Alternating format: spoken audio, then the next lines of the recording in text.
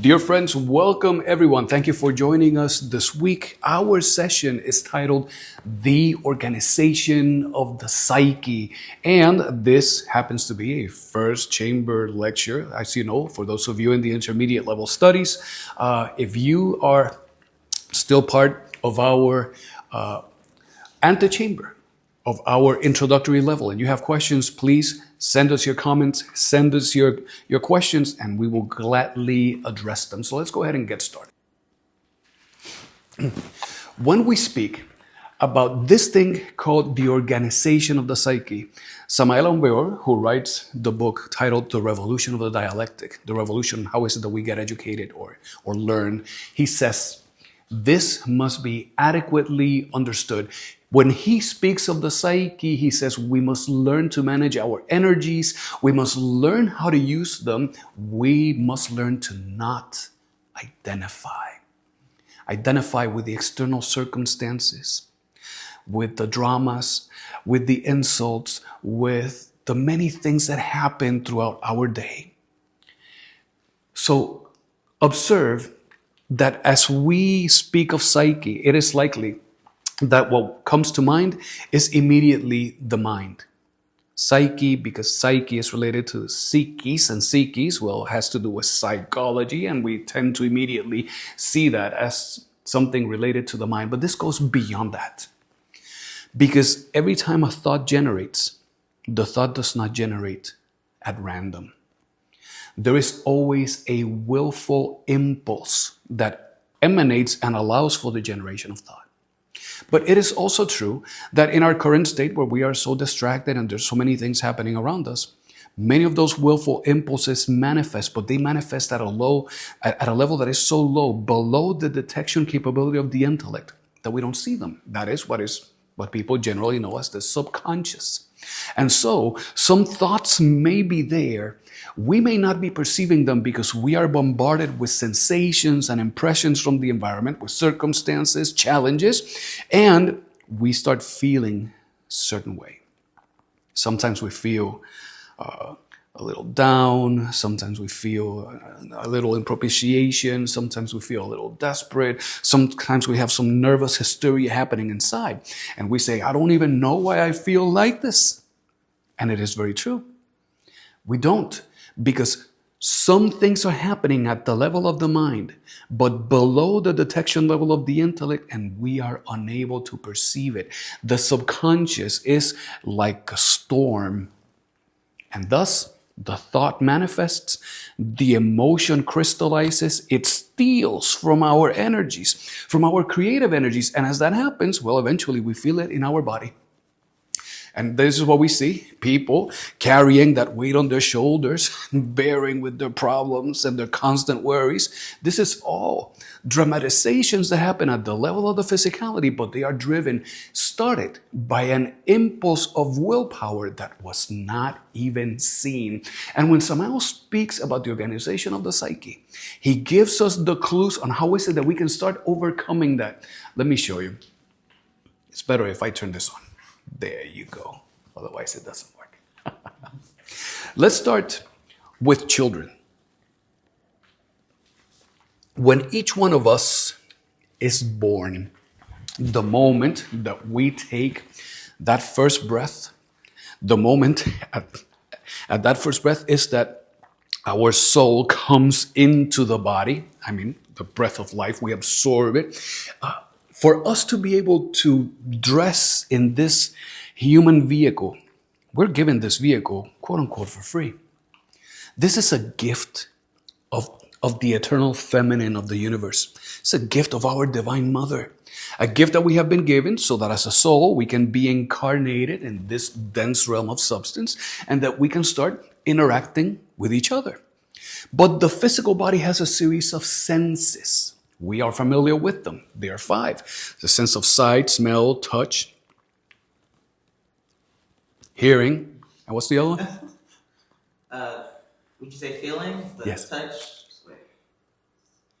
Smell? Taste. Taste. There, we are giving 5 senses. And as we grow older, we start developing the sensual mind. The sensual mind is that mind that receives all of its wisdom directly from the five senses of the human machine. So everything that we taste, everything that we smell, everything that we see, everything that we hear, but particularly everything that we touch, because the sense of touch, it's throughout the whole body. I mean, the skin is the largest organ of the body, and the sense of touch is even severely magnified at the level of the creative organs. So when it comes to developing a sensual mind, if we abuse of the senses, abuse of the sight, abuse of the hearing, with etc., well, our sensual mind will start getting tailored in certain specific ways.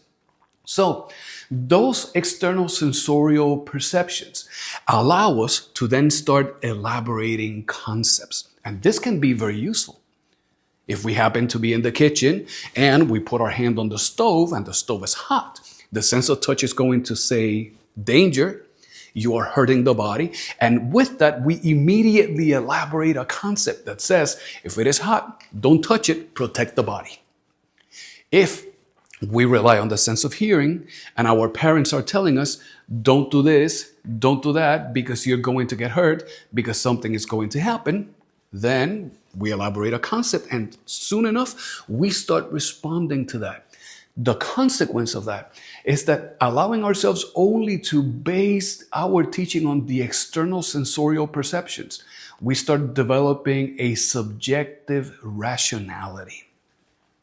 And because the senses operate only in one of two ways,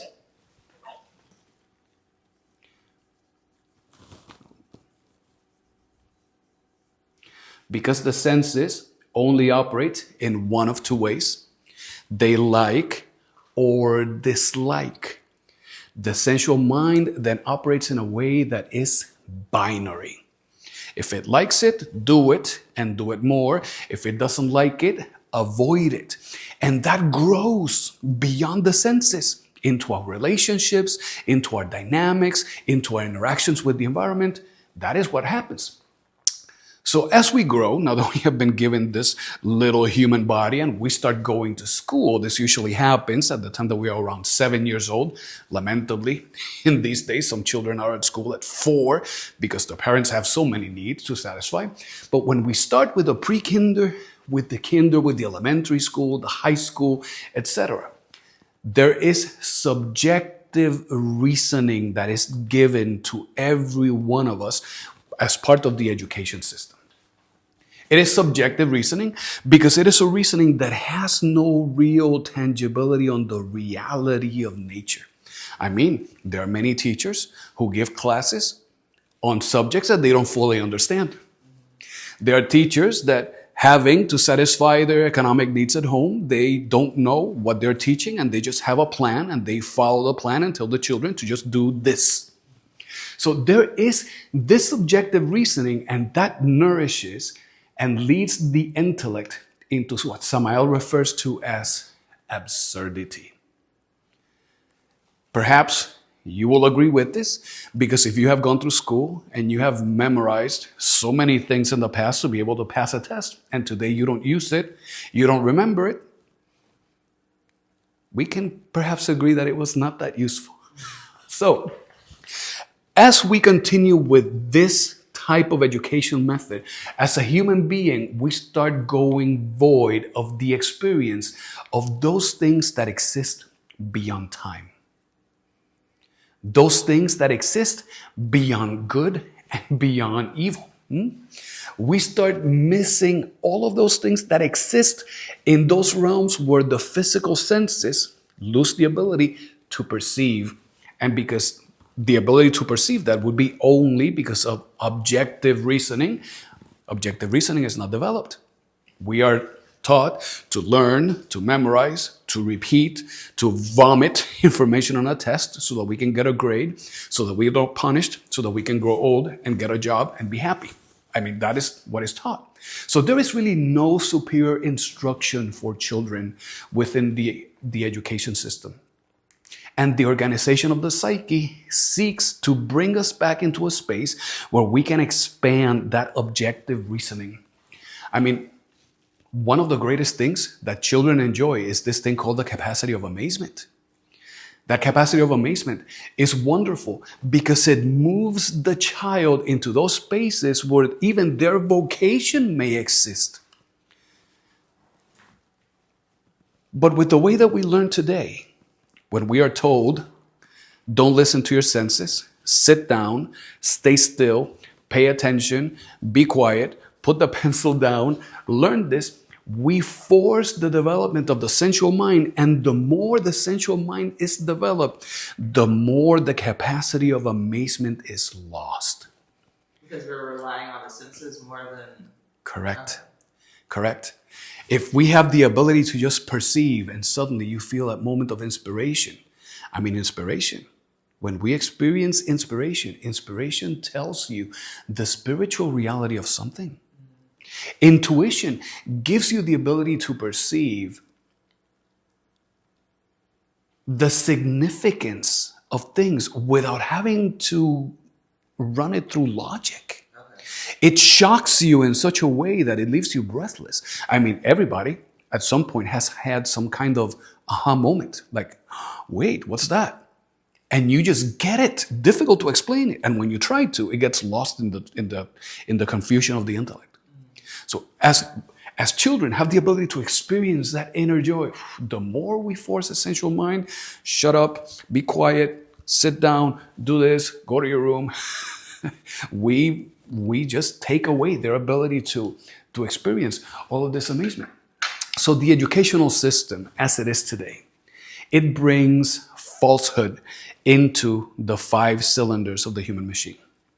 Those 5 cylinders, Jacqueline, they are the intellectual center, the emotional center, the motor center of the body that is located here at the base of the head and top of the spine. That is why when people have an accident and they hurt their cervicals, they break the motor center and they lose mobility. Right.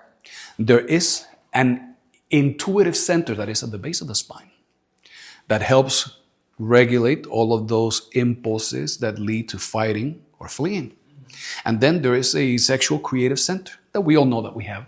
So it brings falsehood into the 5 cylinders because we're cramming information for the sake of memorizing. We are sometimes suppressing our emotions just to not be disruptive, just because we have been told to, that is because that's what we have learned, what that our parents do. And in addition of minimizing the capacity of amazement and developing of the sensual mind, it leads us into creating a false personality. And so we have a personality that we would like just to get up and kind of scream, help me. But we can't. And we just have to behave in certain ways. It's kind of like a corporate personality where people behave in some ways at work, but when they're at work, they're like a totally different person. See? So this is what the educational system does. And even though useful, the sensual mind has no ability to transform us. It will not take us out of the constant, mechanical, repetitive patterns of the day-to-day life. It will not do that. So we must organize our disorganized psyche. Let's consider psyche as that energy that exists within us. More on this later. So that we can give form to what is known in these studies as the psychological man. Okay? Psychological, let's split that in 2. Psyche, actually, let's speak about this. Psyche is that divine aspect that exists inside of you. That psyche is that material that we have been given so that we can fabricate faculties, virtues, powers, abilities, superior existential bodies. All of that is part of the psyche. And that is because the psyche, that consciousness that we have, is a fragment of the human soul of our being.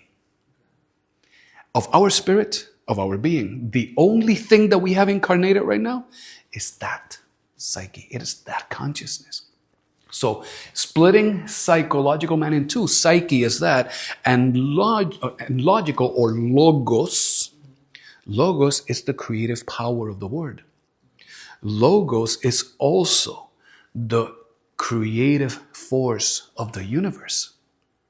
So the psychological man or the psyche logos man is the man that has brought that balance, that perfect unity between that inner soul and the divinity. That is what psychological man means. As a matter of fact, the word human says the same thing. Whom, as we were singing in the mantra, whom, aum chivatume, no, whom is, it refers to the spirit.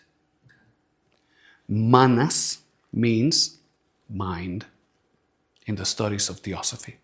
So whom, spirit, manas, whom manas, those who bring that perfect balance, are the true humans. Very interesting. So how do we know what is the condition of our psyche? I have a question. So, Yes, ask.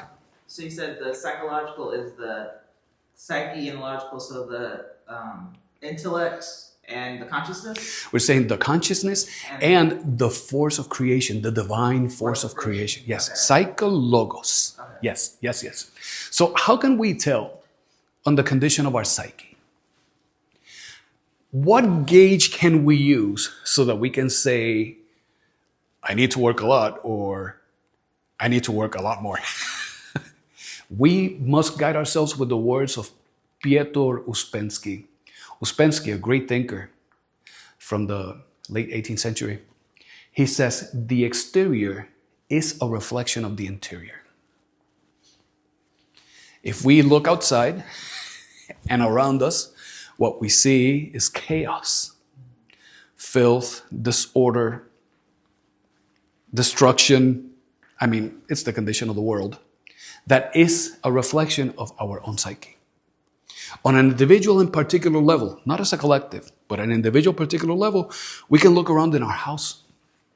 And we will find that even though some areas may look like they're organized and that things are where they should be, when we look in the drawers, we start finding chaos. Exactly what happens in the level of the mind.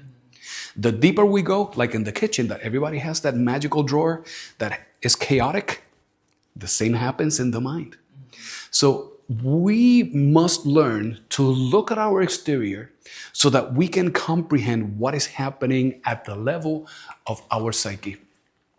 And Samael says in his book, the sensual mind is a declared enemy of the superior mind. And this may sound against what we said earlier about how useful and valuable the sensual mind is. But let's look at some examples so that we can see what this means. One thing that the common human being strives for is on gratifying his desires and his ego. And people who, for example, drink wine or drink beer or bourbon or whatever they like, they say, it's been a hard day.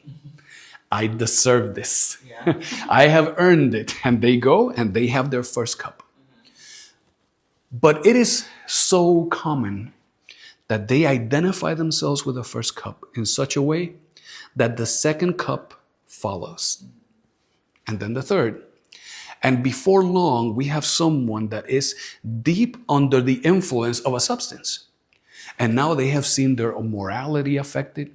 They have become easily influenced. It is very natural for them to allow those inner traumas, those inner psychological tragedies just to come out.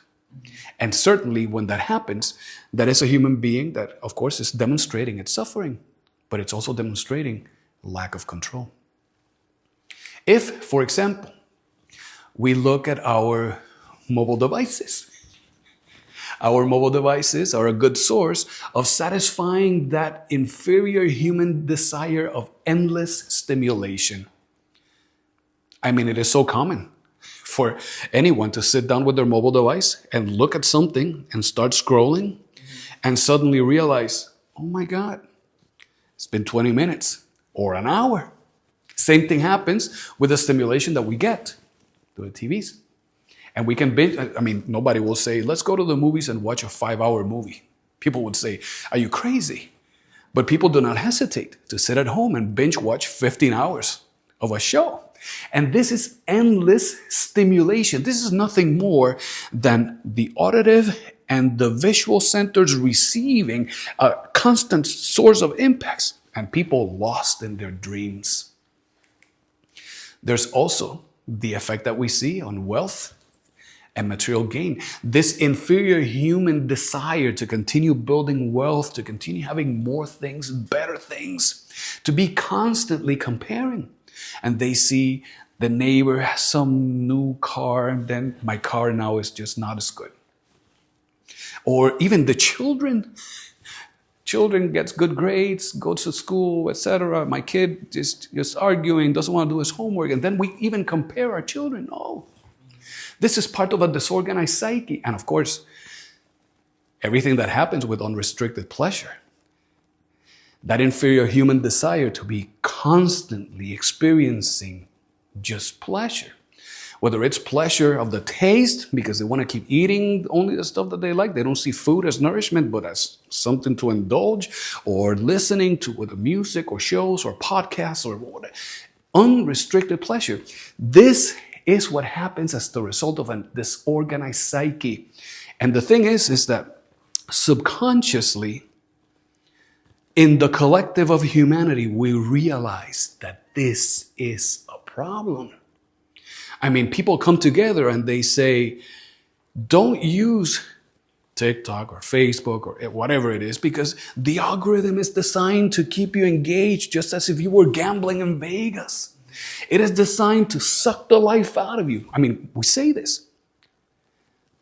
And realizing that these are fundamental problems, there are schools, societies, communities that they have chosen to take some action.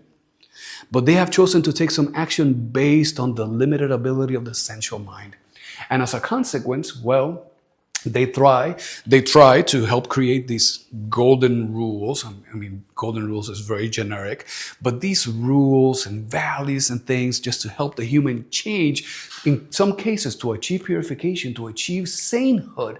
But the reality is that those golden rules, they will help you sink things deeper into the subconsciousness, but they will not transform you.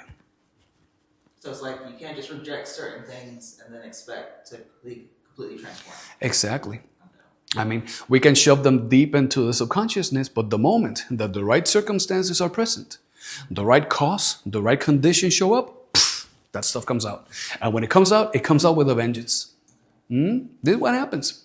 So we cannot rely on these golden rules. And if we were to, we would have to become enslaved to them. I mean, we would have to just deny so many other opportunities because the rule says so. And then who wants to live like that? No one can solve this problem for us. I mean, some people even choose to go and sit on a recliner and just be hypnotized. And they may see some improvement, but what has really happened is that they have taken those inferior aspects, the mind, and they have forced them even deeper into the subconsciousness. So thinking out of sight, out of mind, no problem, it is not the solution. We must make a change, and the change has to be individually. Just like Michael Jackson says, the man in the mirror.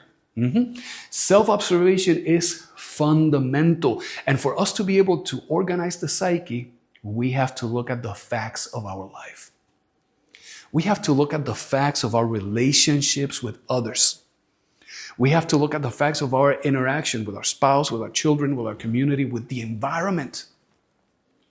And we will see the moment that we really start observing our facts. We will start noticing that within us, there are aspects that they are very inferior. They are violent. They are destructive. But we will also see that we have an opportunity to change, to make a modification. But that will not happen until we decide, we use our willpower to be more judicious, where we want to be serious about changing. The only way that we can make this change is by seeing those inferior aspects and not say, oh, I am like that because of you. It is because of you, I'm angry. We cannot just keep seeing the problem as something external. So we cannot keep justifying behaving the way that we have been behaving until this moment. We cannot keep justifying, we cannot keep having speculations. Maybe it is because my parents were like this and I did not have opportunities. No, we have to grab this bull by the horns and we must make the change ourselves. But there is a key here, Jacqueline, and that is the mind has no ability to get rid of what the mind itself has created. It just can't. I mean, it's like someone trying to bite off their own tongue. It is impossible. We need of a power that is superior to the mind. And that power exists within us right here and right now. Because just as we have our being, our spirit, the universe is not masculine. This idea that the universe is just masculine and that every possible movement into higher realms of creation is only because of the work of just the masculine force, that is very misleading. Everything in nature has a masculine and a feminine aspect. The eternal feminine exists even in the air that we breathe. And so, as part of our being, there is an aspect of our being that we know in many cultures in many different ways. We can say Diana, Cybele, Adonia, Insoberta. We can call her Mary, Maria. Okay? That divine mother exists within each and every one of us. And she is the one force, part of our being, superior to the mind that has the ability to help eliminate all of these inferior aspects that we carry within. But just like when we go to our mothers and we ask, we must bring our hands full. We cannot just sit comfortably in our recliner and say, Divine Mother, get rid of my jealousy. Because that doesn't work. We cannot say, Divine Mother, today get rid of my anger. That does not work. But if we self-observe, if we are serious about the work, if we can see how is it that when we are under specific circumstances, our thought is affected, how our emotions change, how is it that we dramatize those internal emotions, how is it that that is expressed through the body? At that moment, we start having a deeper comprehension. And we start noticing how much we are affecting others with our behavior. We start seeing that even though we have created this false image of ourselves where we pretend to be so responsible and so have so much integrity, because that's what we want people to see, we start noticing how is it that our behavior starts affecting our kids? How is it that the more we observe, we start seeing people around us who do things that we loathe and criticize, and we say, I kind of do that too. You say, I don't murder anyone, but in my mind, I would skin you alive if you keep doing it. You see? The moment that we start seeing that and comprehending that, we can then fill our hands with that effort. And we can go to our Divine Mother and say, Divine Mother, this is how much I have been able to comprehend this jealousy. This is how much I comprehend my anger. Please, help me get rid of this. And our Divine Mother, as an essence, is Christic fire. She is a force, a flame, similar to the flame that we can perceive from the sun that brings life into everything that exists. And it is through that electric fire of our Divine Mother that she can help us eliminate these inferior aspects. And the change does not wait, because the moment that we start focusing on our angers, our resentments, our vengeance, when we start focusing on our vanities, our gossip, and so many things, as those things start fading away, the universe cannot support a vacuum. There is no vacuum anywhere. It has to be filled with something. And as we get rid of those inferior aspects, what happens is that we start seeing luminous faculties. Those luminous faculties, those are virtues. Kindness, compassion, altruism, respect, self-respect, dignity, etc., etc., etc. The more we eliminate, the more we start dressing ourselves with those luminous faculties within the psyche. They start growing like flowers in a garden. For those of you who have an inclination to the Buddhist tradition, that is what is known as siddhis. Those are the cities. And Samael, in his work, he says that radical illumination, it requires of the third factor. That third factor, well, there are three factors to revolutionize the consciousness. I mean, for us to awaken as a true human, as a true being, well, we have to bring death to those inferior aspects. Observing, comprehending, eliminating, evoking of the power of our Divine Mother. Help me eliminate this. And slowly, she starts revealing herself in visions. And you can see her contributing to help you. I tell you this, the first time that you do this, that you truly observe and you invoke for help, if you remain relaxed enough, as we did earlier, you will feel that the moment you invoke her, it feels like a weight has been lifted off your shoulders. It is a sensation of lightness. But I also tell you this, that does not last. You will experience it 2-3 times, and that should be enough for you to realize this is a change happening. But eventually that goes away because you have to move into deeper and bigger things. Okay? So that is death. With that death, there is the second factor, which is birth. You eliminate this, these beautiful flowers that flourish in the garden, as they say in a great ritual, that flourish in the garden of the Lord. Virtues that nourish, that people experience them because they radiate that light and that peace through you. But that by itself is not enough. We need of this third factor. And the third factor is we have to learn to sacrifice for others. And sacrifice for others, yes, it means if they have no clothes, share what you have. If they're hungry, help feed them. I mean, because there are people suffering so much more than we are. But also that sacrifice for others has to do with the inner work. For their benefit, go back to death. Go back to understanding those inferior aspects and work on eliminating them so that they are not suffering because of your thoughts, because of your expressions of emotion, because of your actions. This is what that means. But also notice, he says, the reason for illumination is Dharmadhatu.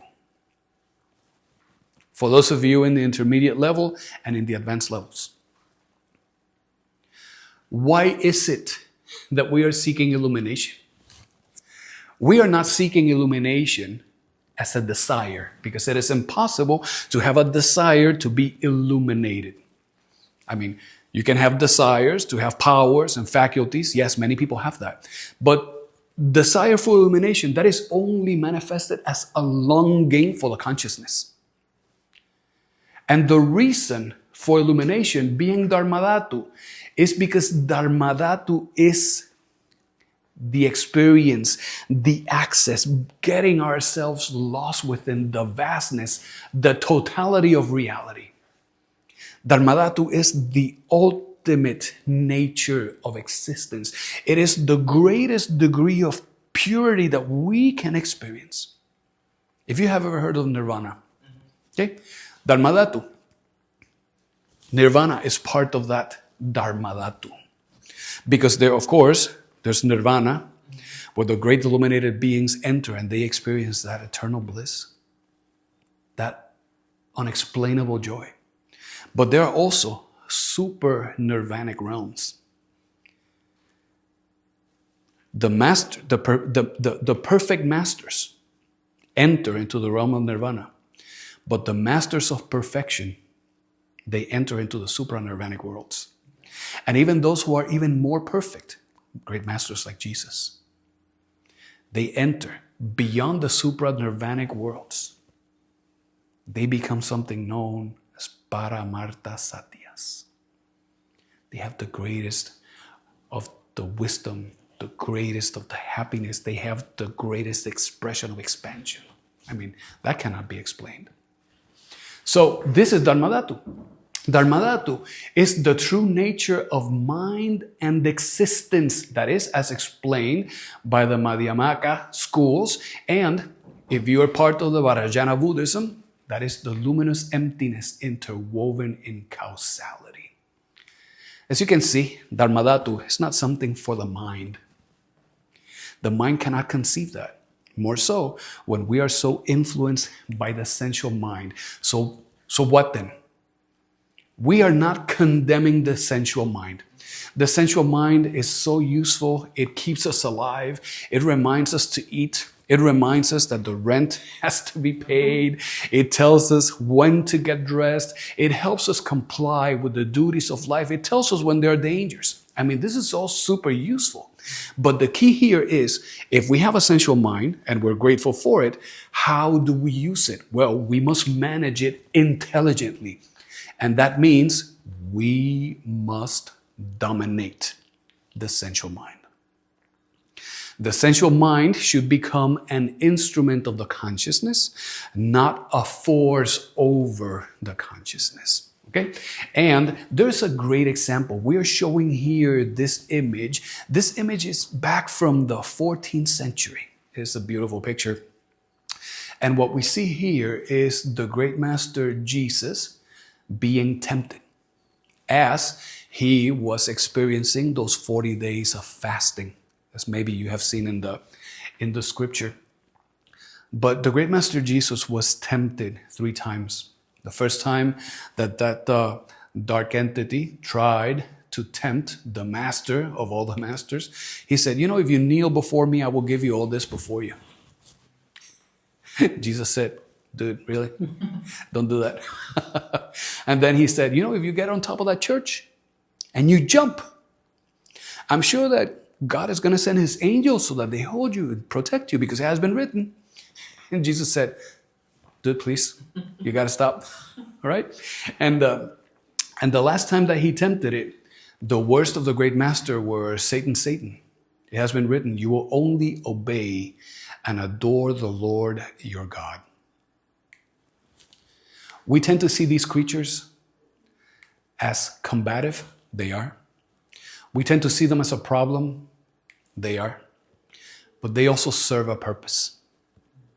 Nothing can exist within the realm of creation, under the creations of God, that is not good. Because the fundamental nature of God is goodness.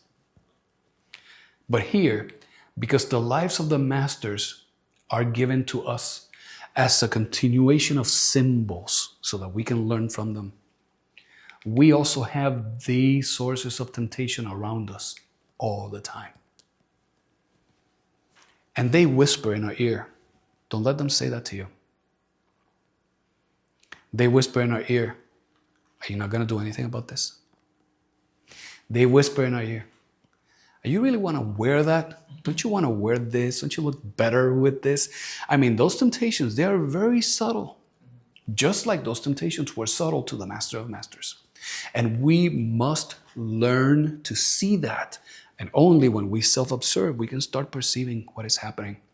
And I tell you, Jacqueline, the moment you choose to make a change, you must expect a horrendous battle between your sensual and your psychological, that is the intellect, and the superior minds.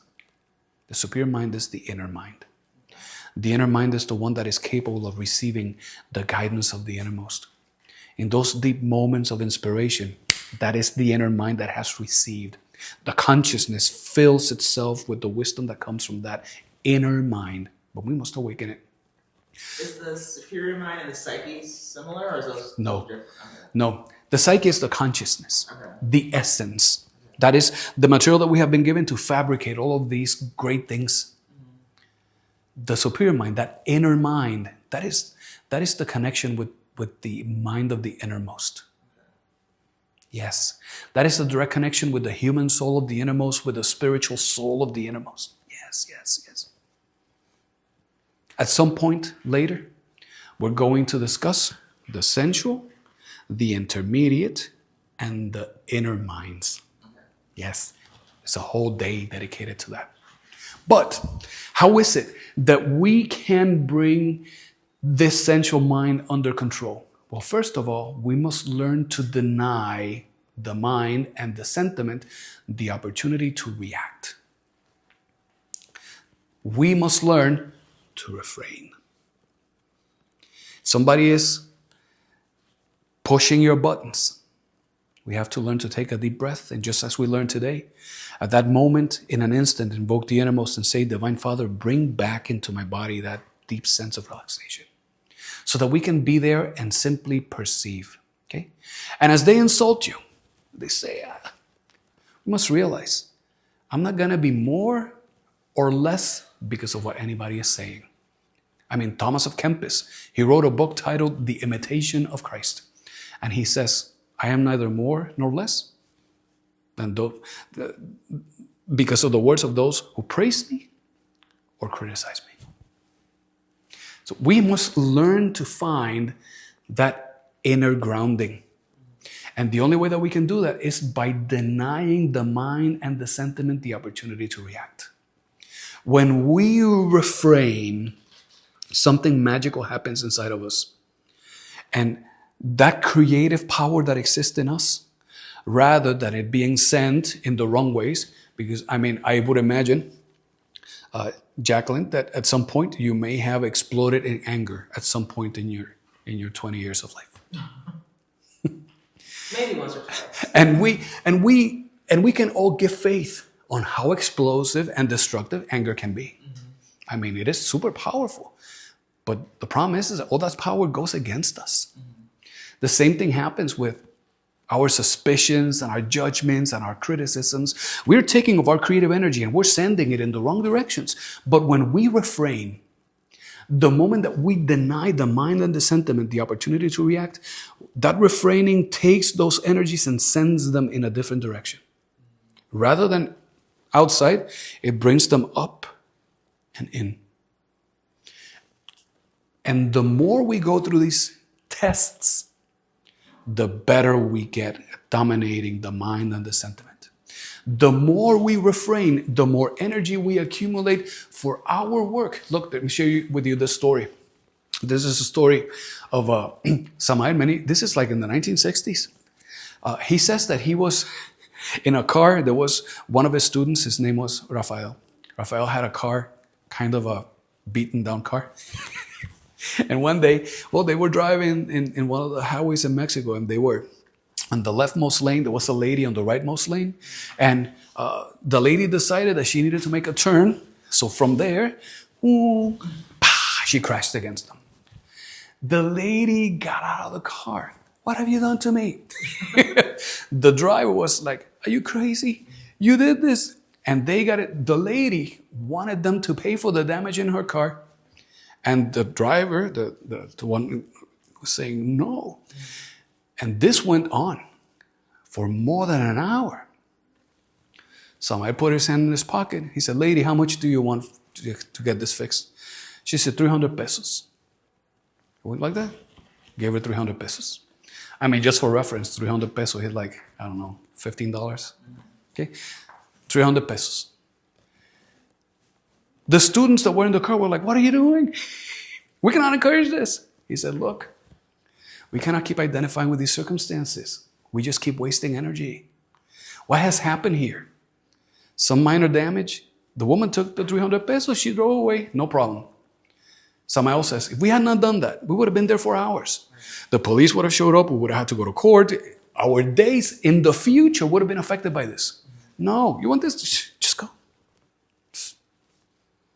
Another story of this, the Buddha is one day sitting under the tree of illumination. He is there meditating, and a man shows up. Hey, you! Starts insulting him.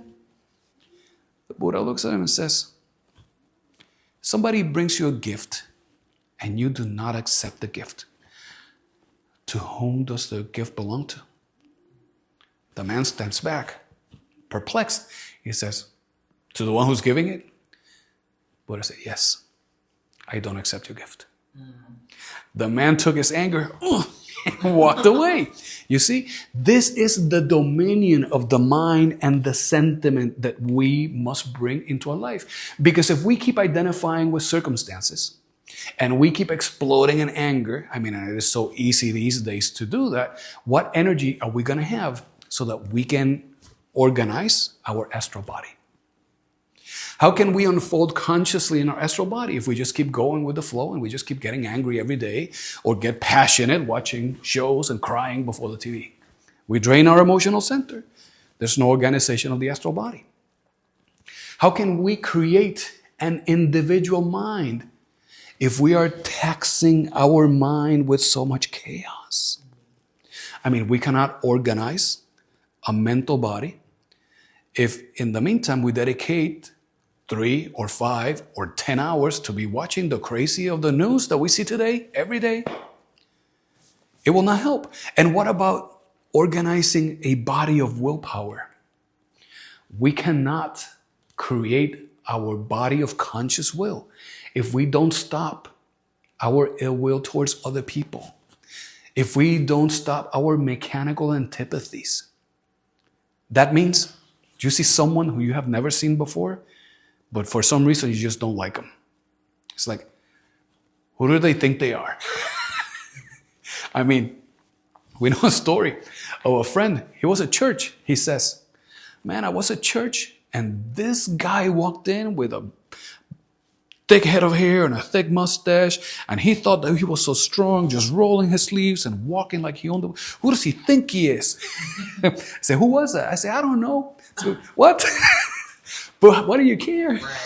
Right? So those mechanical antipathies, as long as we have that, as long as people keep saying things and we just keep rolling our eyes like thinking this is stupid, you see, we are not going to be able to create a body of conscious will. So there is a change that we must exercise. And Samael says, when we forget about ourselves, we identify. And something little happens, we forget about that inner peace. We forget about our being. We forget about why is it that we are here, just to gain all these experiences, to master all of these adversities. But if we forget that, we keep identifying, and when we identify, we cannot give form to our psyche. And that is because the energy just keeps getting dissipated. We have to bring it back in. We become unable to structure our psyche because we are wasting our energies. And he says, dear brothers, it is urgent for us to understand this.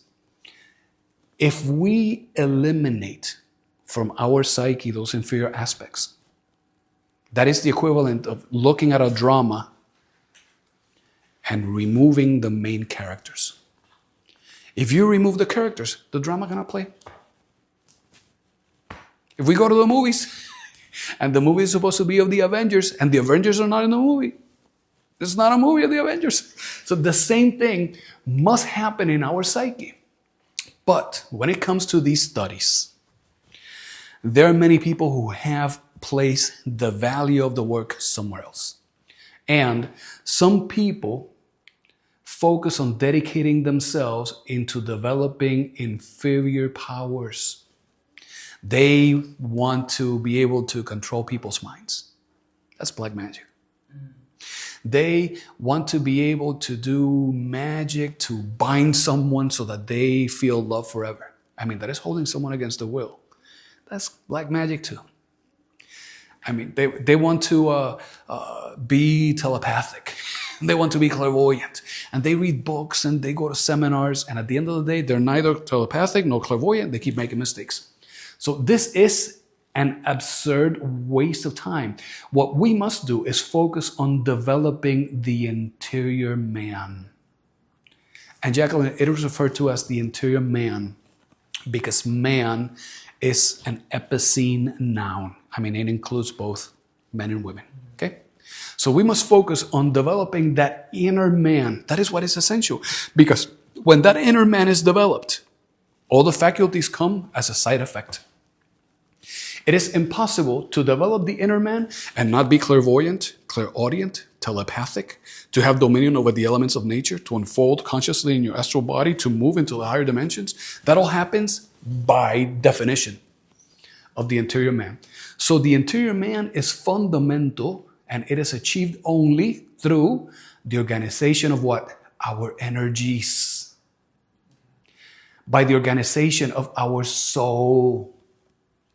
That is the only way that we can do that. So if we are facing adversities, if we are living circumstances that we feel that they are crushing us, I mean, I'm not saying that that's easy. That would be insulting.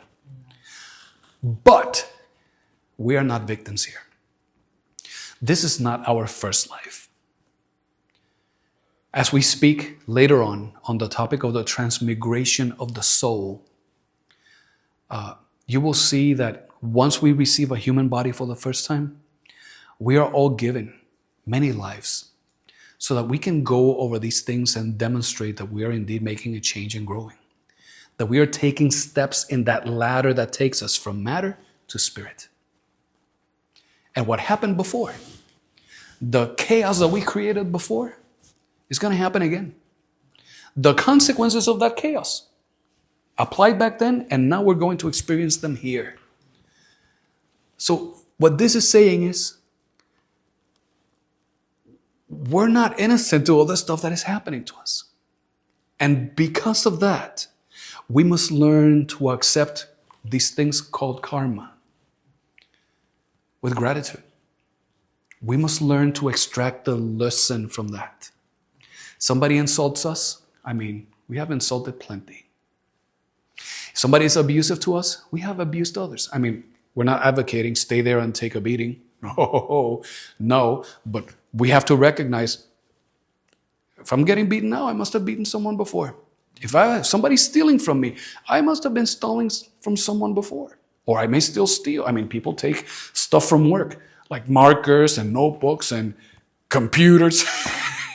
And they say, I never steal, but they still do that. So we have to see our contribution into the big picture. And rather than rebelling against it, refrain. Don't give an opportunity to the mind or the sentiment to react. Rather observe. What is happening in my thoughts? How am I feeling? If I let all this happen, how much harm am I going to create to others and to me? As you comprehend that, you fill your hands and you invoke of your Divine Mother and you say, Divine Mother, help me. Help me eliminate this. That works better than saying, God, please give me patience.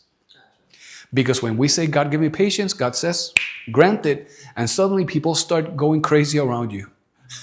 Because it's not like, I mean, we would like to wake up the next day and just wake up with a beautiful robe and be the beacon of patience. People say, they're so patient. But the only way that we can get there is by going through the adversities that test our patience so that we can demonstrate. So, what can help us to move this on? Samael says we must develop the faculty of intuition. With intuition, we understand the significance of things without having to logically analyze them. And that is because intuition is not a faculty of the intellect. Intuition is a faculty of the consciousness. And the consciousness, being a fraction of our being, that is divine, well, it has the ability to intuitively comprehend cosmic truths. This is why sometimes you see some wisdom and you say, that speaks to me. You cannot even explain why, but you feel it in your heart. That It's intuition speaking. And intuition happens to be known as a faculty of interpenetration. Let me explain interpenetration real quick. There are 7 cosmos. Some people refer to them as dimensions. Some people refer to them as parallel universes. But there is a detriment to seeing them as parallel universes. Because we think of parallel universe and we imagine things stacked one on top of the other. And that is an incorrect way of seeing it. Because that is an incorrect way of seeing it, because that is the sensual mind trying to make something of something that goes beyond the mind. That is why. But these 7 cosmoses exist as concentric spheres, one inside the other. The key here is that those spheres that exist, and I'm going to show you what those spheres are, they do not have a hard barrier. It is like one sphere that grows and starts fading away, and the moment that it starts fading away, the next one starts fading in. This is why you may have experienced, it's very common for people who partake of these sessions just to have these experiences. Okay? To be there and somehow see someone out of the corner of your eye when you look, there's nobody there. Does that ever happen? Yes. Okay?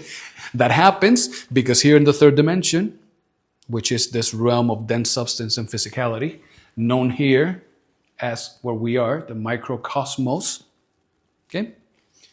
As we go into the next one, which is the ethereal plane, the differences between the physical and the ethereal plane are very subtle. And there are manifestations there that we see here, like that, and there are things that we do here that can be perceived there.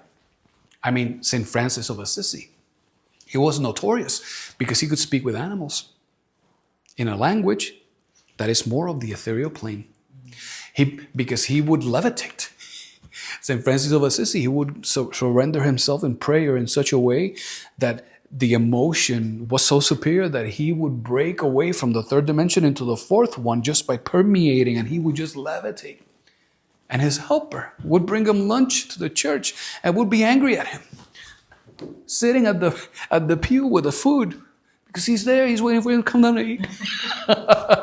And just like that, there have been many others, great saints that have been able to achieve this. Yes, because interpenetration.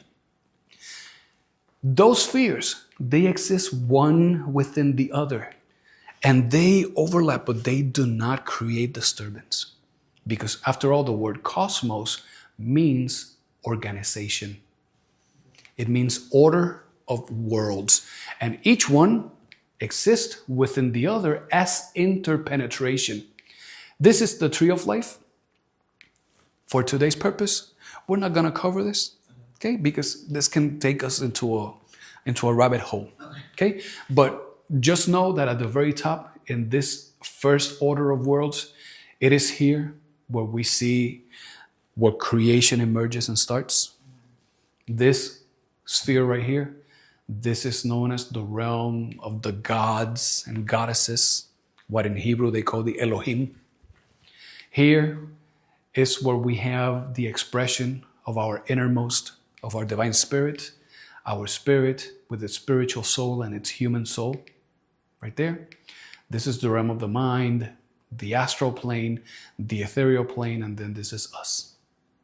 Okay? We have a whole day dedicated for this later if you'd like to participate. You're more than welcome. And of course, the underworld, the spheres of hell, that's down here. Yeah, this is also fascinating. Well, you like it. All right. But let me share with you the story of a princess in terms of interpenetration. Samael shares the story of a beautiful princess. And she was so beautiful that her castle was adorned with mirrors. Everywhere she looked, she saw her reflection. But one day, there was a great storm. And the winds of the storm pulled the mirrors and shattered them. And the princess, as she came along, she could see that her reflection was still present in the fragments of mirror. But she could not perceive herself as she saw herself. And she strived to put the mirrors together. And as she did, she put some mirrors together, but now the images were distorted. And a wise man approached her and said, bring this candle. And through this candle, bring this candle into the reflection of your mirrors, and you will find your original nature. And as she brought the candle to the reflection of all the mirrors, all of the fragments reflected the light of the candle. That is the faculty of interpenetration. That type of Zen Buddhist story is very deep. I don't pretend to give you the meaning of the story because that is for you to find it. But I can share with you superficially what some of those symbols mean. That princess is a reflection of our consciousness. Okay? But that princess, at the same time, is a reflection of our ego, of our vanities and our desires. And seeing ourselves exactly as we want others to see us. That is something that, as an inferior aspect of our humanity, we strive to do every day. We want people to think that we are kind and good, that we are responsible, that we have integrity, that we would never do certain things. But we know in our own privacy what we're capable of. The storm, as the storm comes in, those storms are always a reflection of a mind that is out of control. When we see beautiful art left by those great artists, great masters of art from the past centuries, and we see those storms, that is an esoteric and occult way for them to share there's a hidden meaning here. When you see the storm, this refers to the status, the condition of the mind. And the storm is also a reflection on how chaotic our creative energies, our creative waters are. When that storm comes in, it shatters all those mirrors. Because that storm is also a symbol of the revolution of the consciousness. She tries to restore what she has lost, the ability of others to see me as I want them to see me. But the wise man that shows up can be a symbol of our inner spirit, of our innermost, of our Father who is in secret.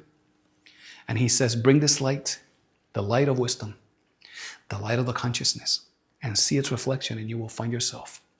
And of course, when she sees that, and she sees that the candle is reflected in all those mirrors, that is indicating that that light, as the consciousness itself, is trapped. Every little fragment where she saw herself, those are the many faces of our egos. And inside each one of our defects is a little bit of our consciousness trapped.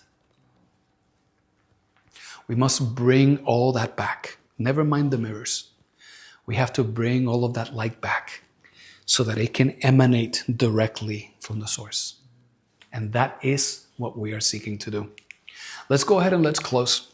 I don't want to keep you here longer than you have to. You have been so generous. No, this is like really speaking to me. So this Okay. is great.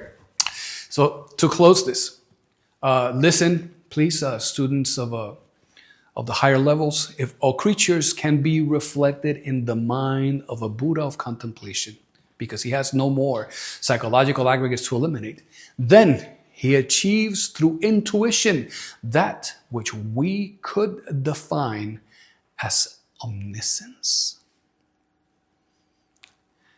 There are two types of Buddhas. There are Buddhas pratyekas, which are the Buddhas of contemplation. Those Buddhas are illuminated beings that started at some point like you and me. And they had to go through their own adversities and do their own interior work to allow themselves to work with their creative energies, with the feminine force of nature, and to fuse themselves with their being. But in the way that they chose to do it was on something called the spiral path. There's a direct path that is a challenging path with many ordeals and sufferings. And there's a spiral path that has its ordeals and its sufferings, but not as intense.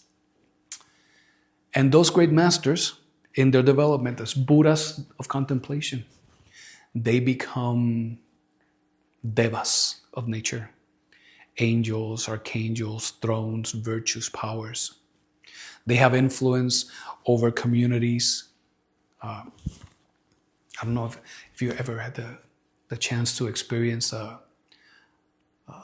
the state fair. The state fair is a degraded variation of what used to be in the past, a traditional celebration in the town where people came in and celebrated with music, with dance, with art, with joy, and they would make offerings to the angels that governed the town. Okay? Today has become the state fair. That is what it used to be before.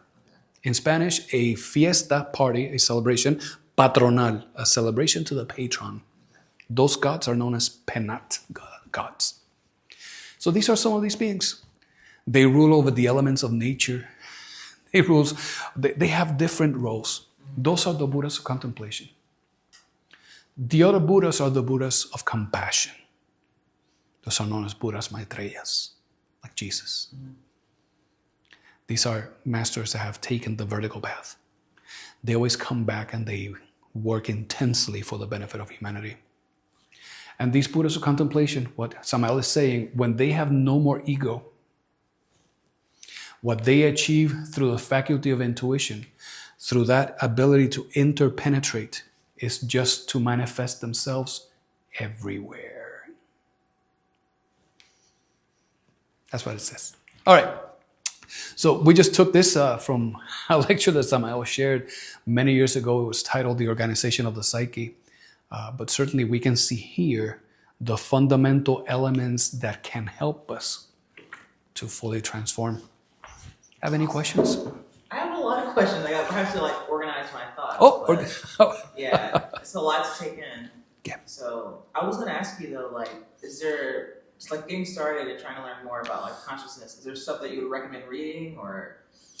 Yes, I would recommend that you read a book titled The Revolution of the Dialectic.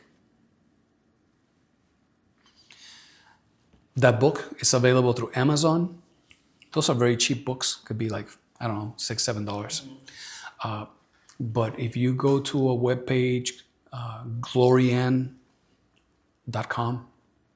no, glorian.org, glorian.org, you will find that they have done a wonderful job translating all these books and making them available online. You can read them on your phone at your leisure. For me, nothing better than just having the real thing. That would be one of those first that I would recommend. But one thing that we will do next week, we had planned a lecture on the esoteric pentagram. We have been dedicating the weekends to intermediate, advanced level students. But the esoteric pentagram is a flaming star. As an element as a talisman of magic, it's very powerful. The protection that it brings, the powers that can be invoked through it. I mean, it's kind of an advanced topic. You're welcome to come and participate so that you can, if you walk out of here just with the understanding of the symbols only, you're golden. Gotcha. Golden. And soon after that, the plan was to reinitiate a cycle, open up to the public, where we cover chakras, astral travel, the Kabbalah, the science of the numbers. We speak about the esoteric discipline of the mind. We speak about meditation, and we strive to create a solid foundation for every sincere seeker so that we can move them into these higher topics. Yeah, like I said, this is really speaking to me. And I think you're a really good teacher too. Oh, you're very kind. So this is next week? Yes. Saturday? Or? Saturday's at 10. Okay. Yes. Yeah. I have a lot of, I don't know, I just want to read a lot more about this. It's like I said, it's just really speaking to my spirit. So I think it's all really fascinating. So thank you so much. I'm very happy that you were here today. Do we have any comments from our friends online? All right. So if we don't, let's bring this to an end, dear friends. Thank you so much for joining us again this week. This has been your channel, Gnosis Arizona, and this has been the Organization of the Psyche. To everyone, have a wonderful week. May your beings be happy. See you next time.